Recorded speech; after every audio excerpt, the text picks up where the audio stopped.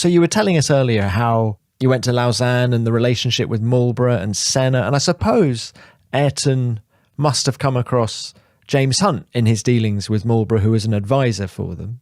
Were they close? I don't know if they were close then, but they became close because, I think James had huge respect for Ayrton as a driver. He was the same type of driver that James was, and also they just got along very well in the latter years. And when James was doing his TV commentary with Murray, Ayrton loved talking to James. And we had two things. There was the Hungarian Grand Prix, when Ayrton had come up with this idea that actually he would drive for free. Offer his services to Williams for free? Yes, for free. But he would have all the rights for sponsorship, image rights and everything else like that. But he would just drive for bonuses and no retainer, which Frank thought was brilliant. The message had to be conveyed to Frank, and James actually went on air and did it.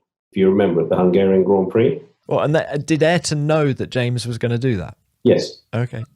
And then Frank rang up, believe it or not, the next morning, say, is that right? And we said yes.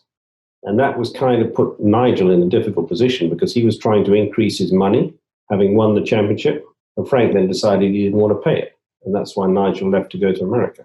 Wow. And the other side to that, which I'll tell you, is, if you remember, James had that grey Austin A something van. Remember that with the stick gear shift in the floor? Yep. Remember that thing with everything in the back of it? Yes, I've read about it anyway. Anyway, we went for dinner once in London, and James had parked his car in Belgrave Square, and we were walking back to the car and to Ayrton's hotel, because Ayrton used to stay in the Berkeley.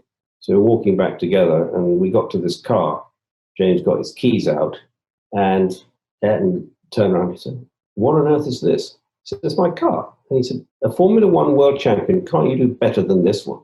You should have a sponsorship deal with somebody."